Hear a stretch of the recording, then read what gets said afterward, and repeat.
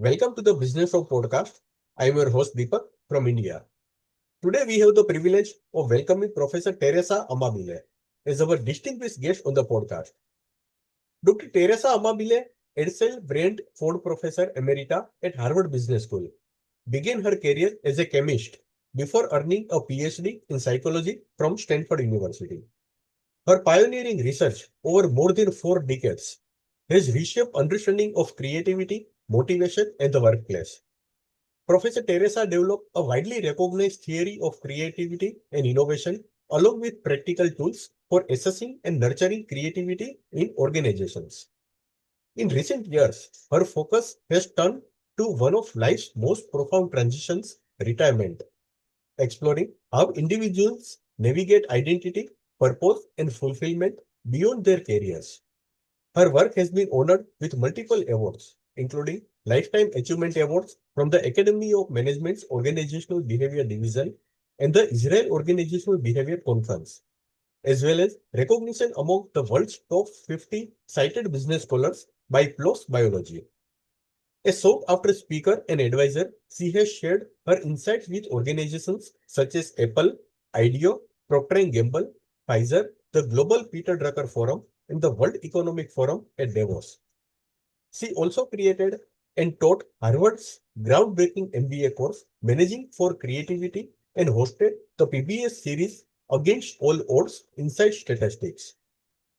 An accomplished author, Professor Teresa has written and co-authored several influential books, including Retiring, Creating a Life That Works for You, The Progress Principle, Creativity in Context, and Growing Up Creative, along with over 150 scholarly publications and Harvard Business Review articles that continue to shape thinking on work leadership and human potential.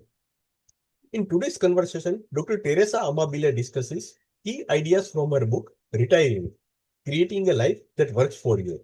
The book explores retirement as a major life transition, both exciting and challenging, and offers insights beyond financing and health, focusing on identity, relationships, and building a fulfilling post-career life. So let's not keep you waiting. Please join me in welcoming Dr. Teresa Amabile to the conversation. Professor Teresa, we are deeply honored by your presence and grateful for your time with us today. Deepak, I'm so very happy to be here with you and your listeners. Thank you. Professor, your research revealed that many professionals describe retirement as a standing at the edge of a cliff, staring into a void. What makes retirement so psychologically daunting for high-achieving professionals? And how can they reframe this transition from fear to opportunity? That's a big question. We found that many professionals, and we did study only professionals, knowledge workers, people who were often managers at some level in their organization, including some very high-level managers. We found that many of these professionals had struggles with three big issues as they were making the transition to retirement. And that includes the pre-retirement period while they're still working, the time when they're going through the retiring transition, actually ending their career, and when they're living their first few years in retirement. The first major challenge is the loss of that professional identity, which has been so important to many of us for so long. And I can speak for myself. I know that professional identity is close to my heart. The second big challenge is relational, the loss of those professional relationships that have often been built over years, even decades. And the third is the loss of the life structure that work career lends to us.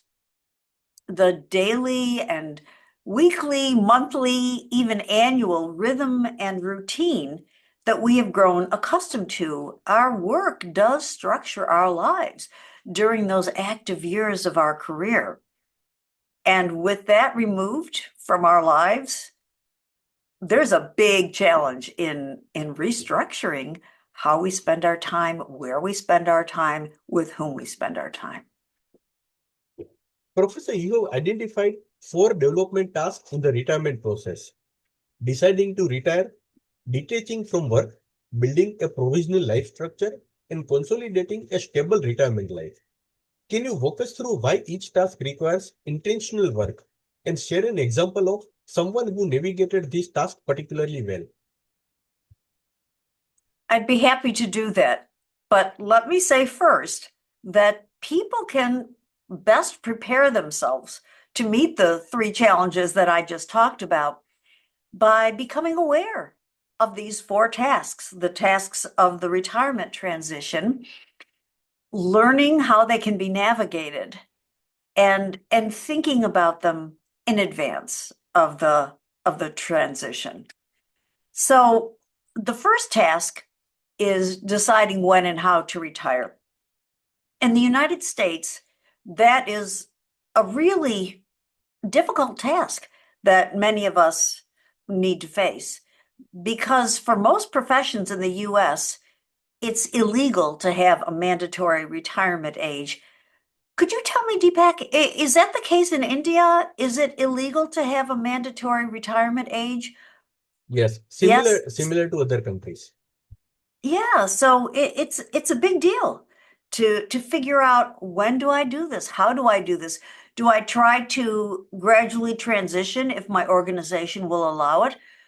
Do I gradually step down my involvement in work, maybe fewer days per week? Do I do it all at once? And when is the right time?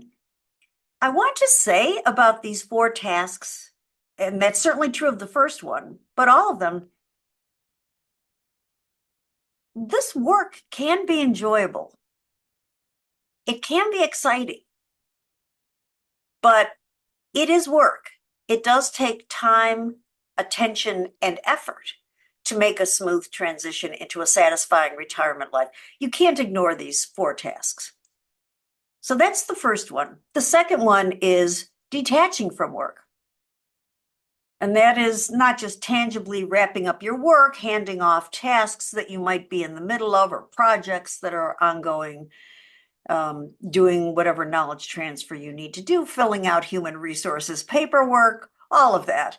But the more important detachment is the psychological detachment, letting go of the work that maybe you have loved. But even if you haven't loved the work all that much, the psychological detachment from it can be difficult because it's occupied so much mind space over the years. I'd like to give an example of someone that my team and I feel managed this transition really well.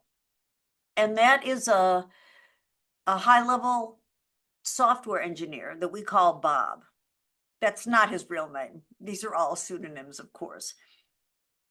So Bob, when he was in or approaching his mid-60s, he started thinking about retirement, because that's the time of life when many people in the US will retire in their early to mid-60s, sometimes later 60s. But the average age is somewhere around 63, 64, 65. So he was thinking about it and felt that dread that you talked about earlier in your first question, felt a little bit of the, ooh, this is kind of an unknown. We found many professionals feel that way when they're age 55 plus and begin thinking more seriously about retirement. Ooh, it's unknown, it's a little scary. He decided that it would suit him well to gradually dip his toe into retirement. So he talked with his manager and asked if it would be possible for him to reduce his workload by 1 day a week, to work for less pay, but to work for 4 days a week. And his manager agreed. That gave Bob a sense of openness and freedom in which he could start exploring and experimenting, which is the third task. Exploring and experimenting to create a provisional retirement life. Notice that Bob began that third task while he was still working. And he hadn't yet decided exactly when to retire. And we find this often that people will sometimes start working on a later task, even when they haven't done the earlier tasks. That was a really crucial time for Bob because he realized that he loved having time in the morning for meditation and prayer. He was a spiritually deep person. He loved having that expansiveness of time to do that. He loved journaling and being reflective about his life. That introspection allowed him to feel that he really was doing the exploration he wanted to do to become more comfortable with the idea of retiring. As he was starting this experiment of 4 days a week, his daughter asked him if he would babysit her young son for part of every Friday. Friday was his day off. And he thought about it. He was a little reluctant at first because he wanted that time free, but he agreed, and it turned out to be a wonderful thing for him. He developed his grandfather identity through the time he was spending with that little boy in a way that he hadn't developed it previously in the first 2 years of the child's life. And he found it tremendously rewarding. And he found the child loving him, being excited to see him. And that was something that Bob had not expected at all. And the fourth task is consolidating a retirement life that works for you. So Bob, while he was doing this exploration, I think after several months, maybe a year of working 4 days a week, he knew it was time. He had developed an intuitive sense that it was the right time to retire. So he told his manager he would be retiring in X number of weeks. He set things up. And because he had done it with this gradual transition, which was right for him, and because he had a good sense of how rewarding retirement life would be for him, he was able to detach easily, psychologically detach from his work. So tasks 1 and 2 were made so much easier because of that exploration period he had. He continued to do the exploration after he fully retired. And within a year, he had consolidated a retirement life structure that is a set of activities, things that he did with his time, ways in which he engaged more deeply in other things he had enjoyed doing outside of work. He had a satisfying retirement life all set for himself within 1 year of retiring. Professor, many professionals have spent decades closely identifying with their careers. Your research explores how retirement involves deep identity reconstruction. What is identity bridging, and how can retirees maintain valued aspect of themselves while also creating new identities in retirement? Identity bridging is taking some important aspect of your pre-retirement identity and carrying it over the retirement bridge with you, finding a way to maintain that identity in some form after you retire. Sometimes it's an identity that is closely bound up with your work, and sometimes it's not. And I can give you a couple of examples, but it is important for people to have a positive and clear sense of who they are after they retire so that they're not so hampered by missing that professional identity that is now gone or greatly diminished. One example is a person that we call Lloyd. He had been retired for about a year, I think, at the time that I interviewed him. He had been a high-level leader in his organization, and he cherished that leader identity. And he felt uncomfortable as he retired, realizing that that wouldn't be part of who he was anymore. Of course, we all have multiple identities. He was not only a leader, he was a husband, he was a father, he was a grandfather, he was a community member, he was a member of his church. But that leader identity, boy, that was a big one for him. Shortly after he retired, he was approached by someone in his church asking him if he would consider joining the board of the church. And he had belonged for decades, but he had not had the time to be involved at all beyond going to the Sunday services. He agreed and found that that was a place where he could again exercise his leadership skills in something that really mattered to him. Within a year, he had been elected to the chair of the board, and he had taken on leadership of a capital campaign that the church had needed for a long time. So he was able to recapture that leader identity in a different way, but in a way that he found very satisfying. Another person in our study that we call Jay had been a partner in his mid-sized consulting firm. So again, top of the organization. He did identity bridging by reactivating an old identity that had once been important to him when he was young, and that was being a hot rodder. I don't know if you know what hot rodding is, but it's a hobby, a sport where people acquire usually a classic car, an older car of some vintage, and customize it so that it looks really fancy, pretty. And part of being a hot rodder is enjoying customizing your car and working with other people who are customizing their cars, and then showing off your car, going to rallies where you kind of parade your cars around and admire each other's cars and let other people admire them. And sometimes it involves racing.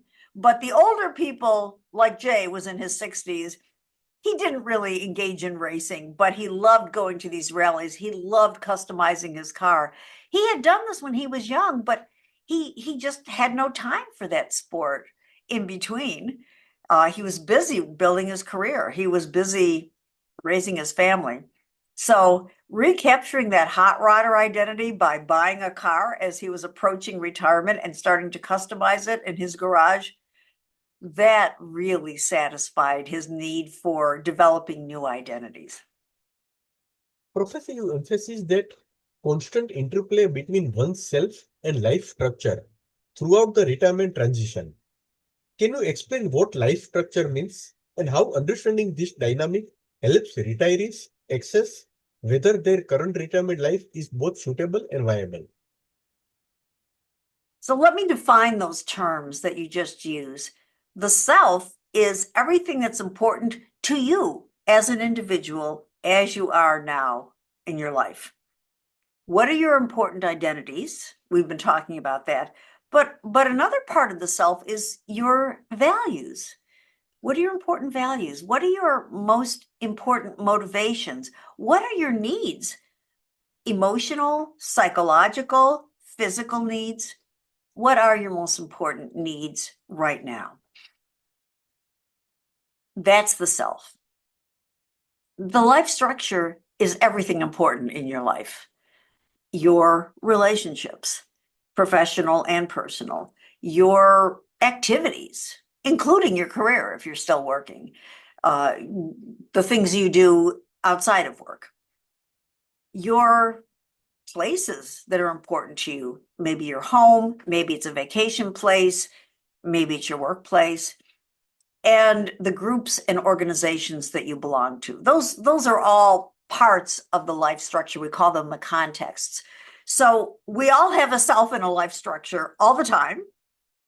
And what's interesting, we discovered in our research that they influence each other. So the self exerts an influence on the life structure. We can set things up differently in our life structure. We can get rid of things in the life structure, add things, but the life structure influences the self as well. Things that going on between the people in our lives certainly influence us and can actually change our identities even. Remember the example of Bob. His grandfather identity was impacted by having that little boy in his life for half a day a week. So we found this constant interplay between self and life structure, and it's very prominent during the retirement transition. We found that people throughout the transition seem to be implicitly assessing their life structure in terms of how satisfactory it is. And there are two important dimensions of satisfactoriness of the life structure. The first is, how suitable is it? Does it fit the self? Does it align well with the self? And the second is viability. That is, how sustainable is this life structure for the long term? And we found that when people can become keenly aware of who their self is right now and what is going on in their life structure and how is it influencing their self, if they determine that the life structure is less than suitable or less than viable for them, they can make a move. They can change something in the life structure. Maybe it's a minor change. Maybe it's a major change, like ending the career, to try to bring it into better alignment with the self. But they have to realize at the same time, those changes in their life structure, whether brought about by them or brought about by something else that they can't control, those changes are going to be impacting them, their self as well. And if people can maintain an awareness of this dynamic, they seem to be better able to have a satisfying transition into a fulfilling retirement life. Professor, the second task, detaching from work, goes far beyond simply leaving the office on retirement day. What surprised you most about how long psychological detachment can take, and what strategies help people successfully separate their identity from their professional roles? We found enormous variability in how long it takes people to psychologically detach from their work. We had people like the person we call Irene and the person we call Lawrence who said something like this about their last day at work: I walked away and never looked back. That was it. And they really did psychologically detach that day. Easy for them. Other people, it takes years. That high-level consultant who had been a partner in his firm that we call Jay, it took him 5 years to go from what he called working Jay to retired Jay. And that's because he continued to do a small amount of contract work for his firm after he retired. His former partners asked him if he would continue working on a couple of internal projects that were important for the firm, where they felt he really had the expertise that the firm needed. So they talked him into this, and he continued to do a little bit of work. It started out as maybe 3 days a month. And by the end of the 5 years, it was 1 day every couple of months. But that small foothold kept him in that working Jay identity. And he told us himself, I finally feel like retired Jay. I no longer have any projects with my company. So a lot of variability there. I think that the thing that helps people to make that detachment is to think about their other identities. What other identities do they have? And maybe it's relational identities like grandparent.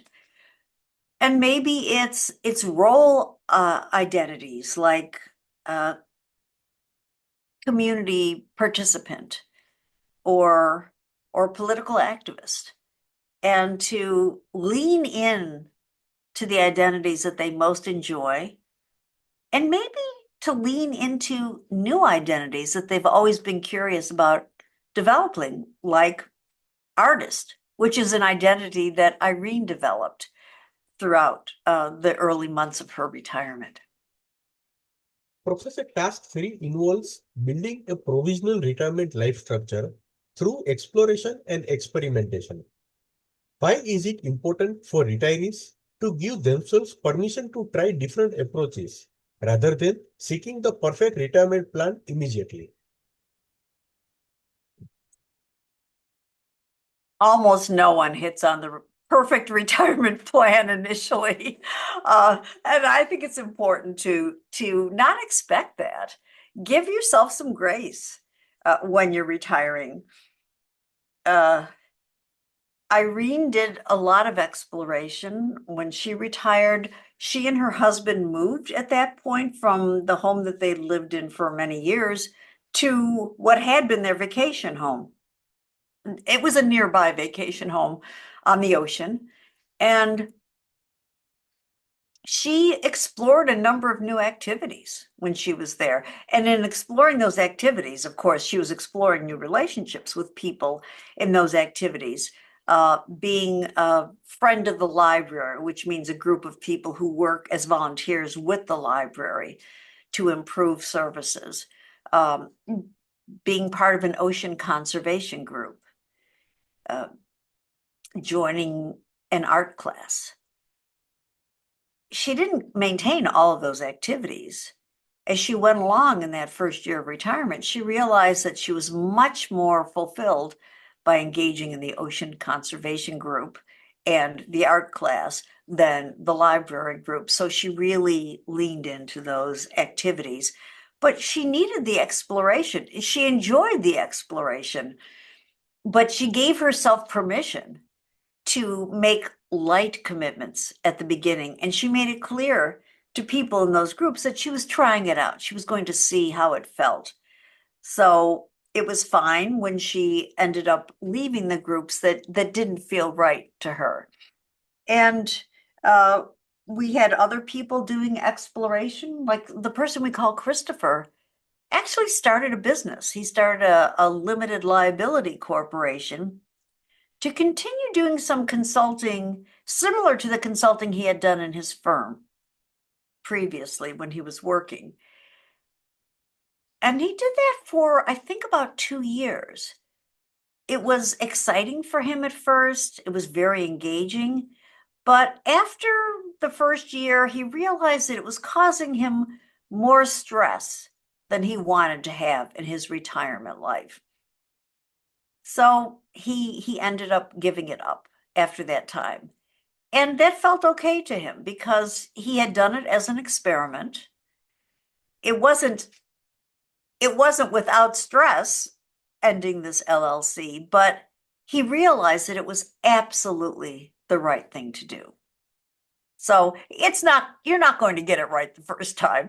Give yourself some time to explore and experiment and to end some commitments. Professor, your research shows that life satisfaction in retirement depends largely on alignment among self, life structure, and external context. Can you share a story from your 120 interviews that illustrate what happens when these three elements are or aren't in harmony? There are two contrasting cases that we highlight toward the beginning of the book that I'd like to talk about because they're very much in contrast. Irene's retirement transition was really quite a smooth one for her. And she ended up consolidating her retirement life, a satisfying retirement life, within 1 year, like Bob did. Lawrence, by contrast, had a very difficult, very bumpy transition. And it took him 5 years to consolidate a truly satisfying retirement life. Irene, as I mentioned, had moved to what had been the vacation home. She oversaw the renovation of the home because her husband was still working. He hadn't retired yet. And she explored various activities. She developed new relationships that were really fulfilling for her and nurturing for her. Lawrence, he and his wife also moved. They retired at the same time, and they moved, but they moved very far away from where they had lived, about about 1,000 miles away to a completely unfamiliar city where they didn't know anyone except the three people they were related to, their younger son, his wife, and their toddler grandson. Lawrence and his wife loved this little boy. In fact, before retiring, Lawrence told me that this little boy was the center of our world. They wanted to move down there. They wanted to be near this child and participate in his daily life by being daycare providers for him for a couple of days a week. The first few months went well, but then the son and his wife separated with a lot of acrimony. They subsequently divorced, terrible acrimony, and that severely restricted Lawrence's access to that little boy, to that grandson. When he was faced with this, he couldn't adapt, and he didn't have anything else to fill his life because after moving, he hadn't done any of the things he talked about doing before he retired. He had talked about being a volunteer with an organization called Habitat for Humanity, which helps people who need housing to build their own homes. He had talked about maybe teaching a course in project management, which was his expertise area at one of the local colleges in his new city. He never did anything to explore those activities or the other new activities. He didn't get to know his neighbors. He didn't join any groups or organizations. They didn't join a church or any civic organization. He got to know no one. So he had no relationships, no activities in place, and he was so devastated by this loss of the grandson, he and his wife began to drink more heavily than they had been drinking previously. They had been drinkers for decades, but they became serious alcoholics. And they finally were threatened by their sons that they would never see their grandchildren again if they didn't go into rehabilitation, get sober, and stay sober. That did it. That was the big turnaround. And Lawrence talked about how he completely changed his view of himself and his life when he got out. And within a year of coming out of rehab, he had established wonderful relationships. He had become involved with the recovery community in his new city. He and his wife were engaged in a number of fulfilling activities. They were spending time with their son and their grandson, and they're doing very well. Sober now for almost 8 years and doing very well. But it took 5 years for him to consolidate that retirement life because he didn't approach it in the same way that Irene did. Professor, retirement doesn't happen in isolation. How can family members, friends, colleagues, and organizations play a supportive role during someone's retirement transition? And what should organizations be doing differently to support retiring employees beyond exit interviews? I'm going to separate the parts of that question. I'll talk first about what friends, family members, spouses, close colleagues can do to help someone who's going through the retirement transition. It's very important for them, first of all, to realize there are big challenges with retiring. It's important for the retiring people to realize that in advance and for their loved ones to realize that as well. To expect that there will be some potentially difficult moments during the transition, even though the transition overall is usually very positive for most people, certainly for people who are professionals, as we found in our research. But realize that there are challenges and try to engage your loved one in conversations about what they envision for themselves after they're retired. Are there things that they would like help and support with? Organizations manage some things well with retirement, we found, but and again, I'm talking about American organizations here, but I'll bet there are similarities to organizations in other countries. They manage some things well with retirement. For example, most organizations of medium or large size in the United States offer financial planning seminars for people at any life stage, any career stage, so that you can make sure that you're saving sufficiently for your retirement. That's great. But what they don't do is offer seminars on the kinds of things that we studied in our research. The identity challenges, the relational challenges. What do you do about your relationships, professional and personal, after you retire? And the life structuring challenges that people face. So if organizations could help people to think about those issues as well as the financial issues, they would be doing a great service to their employees.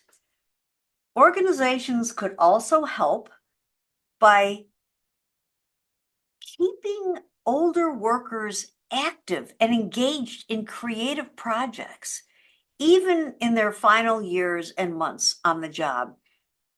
We found that to the extent that people have creative work to do, challenging creative work in their final years on the job, they are more satisfied in their retirement life. And that's a numerical correlation that we found. We didn't have a lot of quantitative data, but we did have some, and we discovered that. So don't put the older workers out to pasture. Use their expertise. Let them use their creativity. That helps them feel valued, and the organization gets value from them right up until their last day. Some organizations in the US have a transition to retirement program. And one of the organizations where we recruited people from did have a program like that, where you could sign a contract saying you will retire on a certain date. So that's a commitment to retire on a certain date. And in exchange, in this company, people reduced their workload to 3 days a week. They got paid for 4 days a week for those 18 months, and they enjoyed their full benefits. Employees loved this, but the organization also benefited because it was able to better plan staffing and succession. Something else that some companies do well, others don't, is knowledge transfer when people are retiring. Obviously, it helps the colleagues, it helps the organization if there's a good knowledge transfer mechanism when people are about to retire. But it also helps the retiring person because they feel valued up until their last day.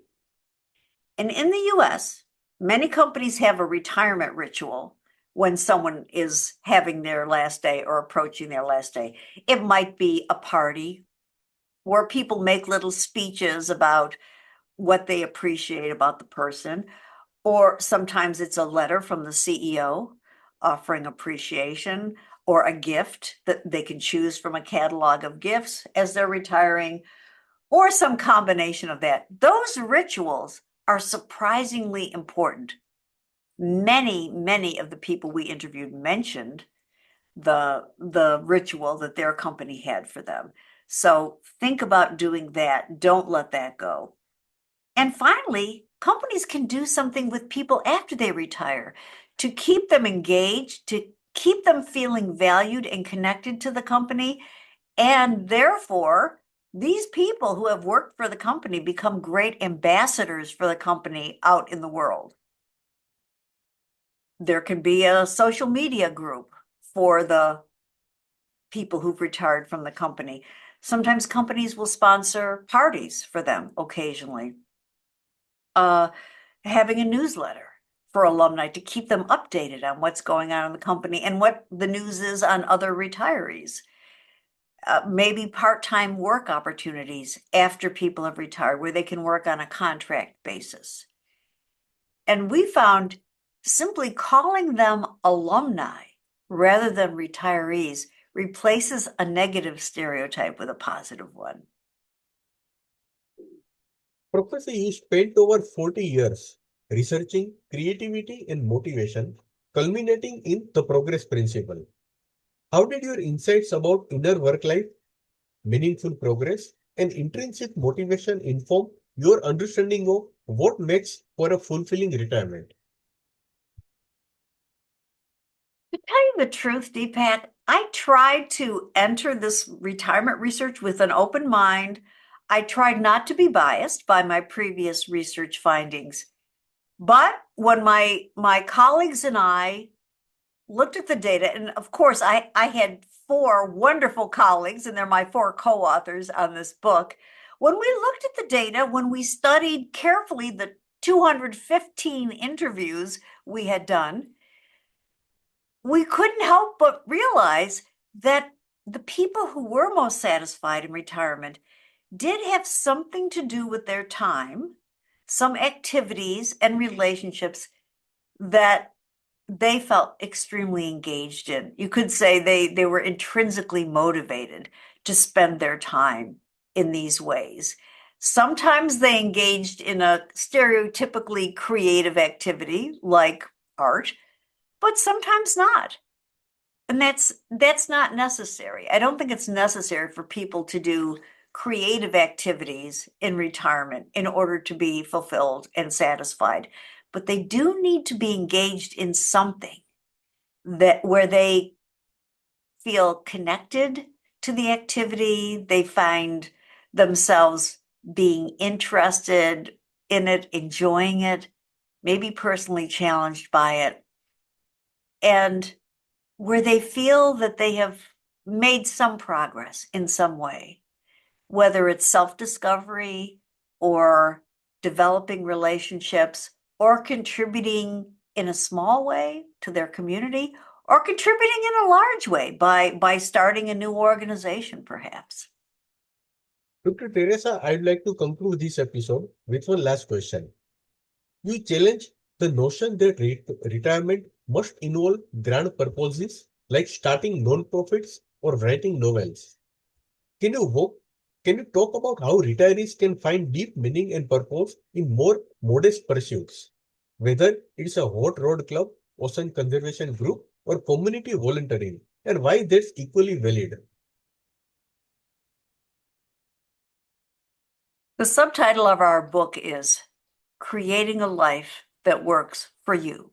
There is no one way that's correct to retire.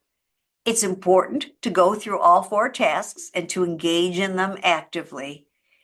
But beyond that, we didn't find one correct path because you need to understand who you are as an individual, that self. You have to understand what are your needs at this time in your life? What are your most important values? And you need to find a life that will fulfill that.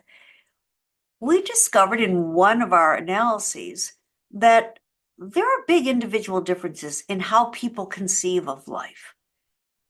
Some of us have the bird's eye view, which is looking at life in a wide view, thinking of our lives as a book maybe with different chapters.